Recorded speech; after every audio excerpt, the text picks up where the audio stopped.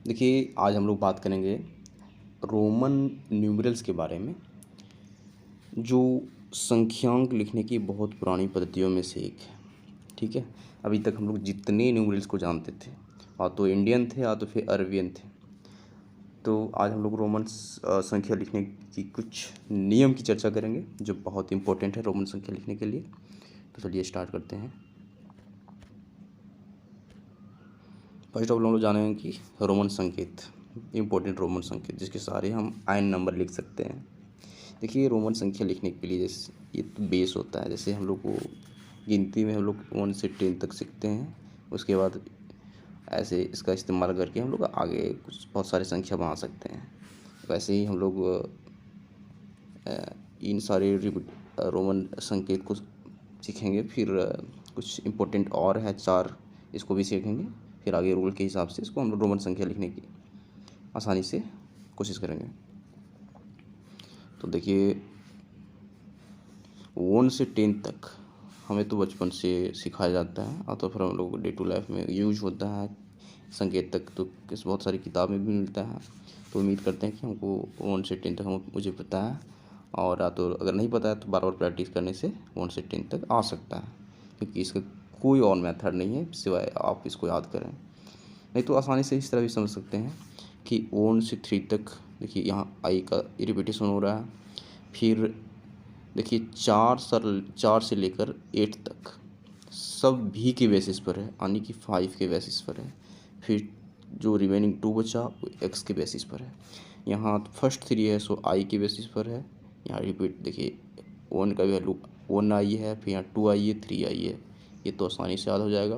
फिर बात रही कि 5 का वैल्यू हम लोग ये मेमोराइज करना पड़ेगा कि इसका वैल्यू वी होता है। और 4 का क्या है कि 5 के बाईं ओर है, इसलिए इसमें इसके आई जो बाईं ओर है, इसलिए इसका वैल्यू 5 - 1 हो जाएगा, जो रिजल्टेंट 4 देगा। फिर नेक्स्ट है कि हम भी के दाईं ओर लिखेंगे 1 का वैल्यू जो 6 हो जाएगा, इसमें 8 हो जाएगा। फिर इसी तरह 8 तक लिखेंगे। फिर 10 का जो वैल्यू होता है वो x होता है। ये याद रखने का चीज़ है। 3 बेस है हमारे पास यहाँ, बेस 3 है। फर्स्ट 1 का है, फिर 5 का है, फिर 10 का है। देखिए इसके सारे हम 1 से 10 तक का रोमन संख्या को आसानी से लिख सकते हैं। अब हम लोग बात करते हैं ये रिमेनिंग जो 50 से लेकर 50 से लेकर 100, 500 फिर 1000 की बात करते हैं। इसमें एक ट्रिक्स हमें मिल रहा है। देखिए, LCD जो हमारे घरों में यूज होता है, उसके सारे हम इसको याद कर सकते हैं। C तो मुझे बहुत पहले से पता है कि C का मतलब सेंचुरी होता है। सेंचुरी का वैल्यू 100 होता है। ठीक है। रही बात 50, 500 की, तो L से हम लोग स्टार्टिंग मान सकते हैं कि 50 से स्टार्ट हो रहा है। फिर 100 तो हो चुका है। नेक्स्ट जो आएगा सो 500 आएगा, यानी कि 500 आएगा, जिसका वैल्यू D होता है।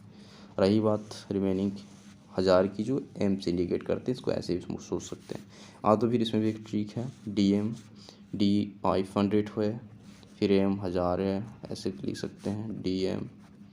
ठीक है। अब हम लोग कुछ रूल की चर्चा करते हैं, इसको लिखा कैसे जाता है। देखिए, फर्स्ट ऑफ ऑल है कि यदि किसी संकेत की पुनरावृत्ति होती है, यानी रिपीटेशन होता है, तो जितनी बार वो आता है, वो संकेत जितनी बार आएगा उसको उतनी ही बार जोड़ दिया जाता है। इसको इस तरह समझ सकते हैं कि अगर हमारे पास जैसे कोई संख्या जैसे XX, देखिए यहाँ x का वैल्यू 10 होता है।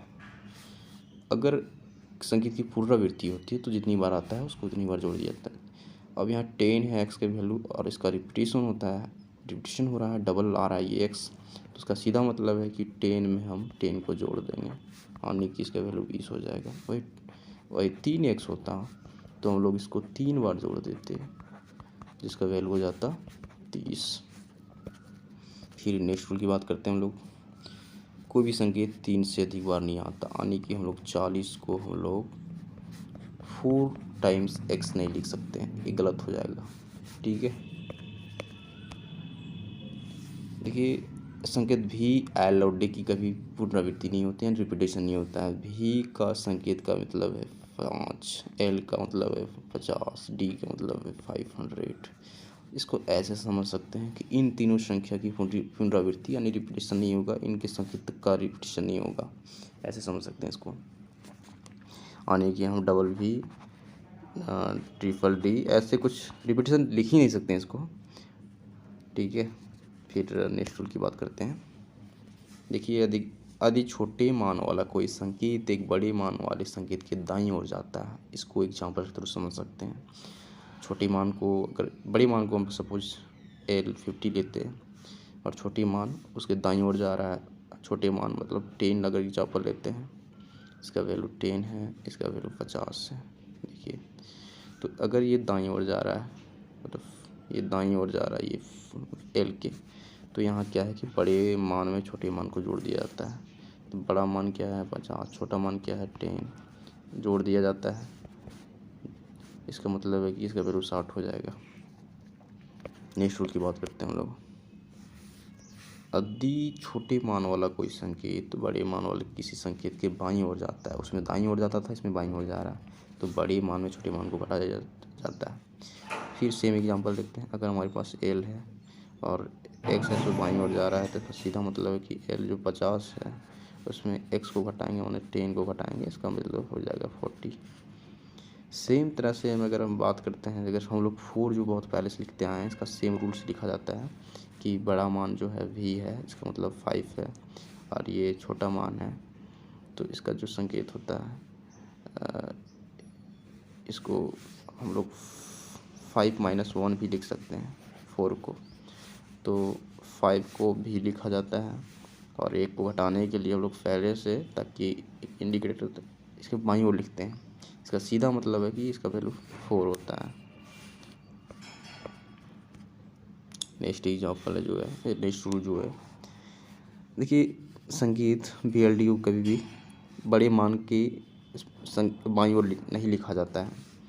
भी का मतलब हम लोग देख चुके हैं, VLD का कभी रिपीटेशन नहीं हो सकता है। उसका एक और रूल है, इसको कभी किसी बड़े मान के संकेत के बाईं ओर नहीं लिख सकते हैं, यानी कि घटाने का कोई सिचुएशन नहीं आना चाहिए।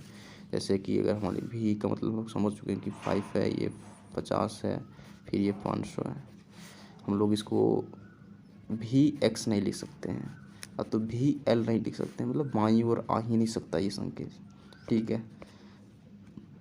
नेक्स्ट रूल की बात करते हैं लोग। संकेत I को केवल V और x में घटा सकते हैं। देखिए, I का मतलब 1 होता है, V का मतलब होता है 5, x का मतलब होता है 10, यानी कि 1 को जब भी घटाएंगे वो लोग 5 और 10 में घटाएंगे।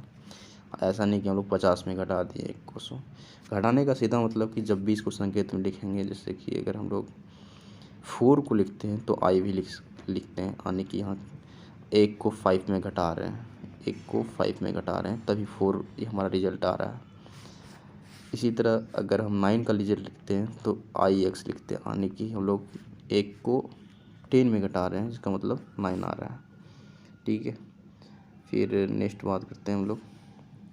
देखिए, फिर x को LMC में ही घटा सकते हैं, यानी कि जब भी घटाएंगे x को, हमने 10 को, तो फिर 50 में, तो फिर M बोले तो 1000, C बोले तो 100, मतलब 10 को जब भी घटाएंगे इन तीनों में ही घटा सकते हैं।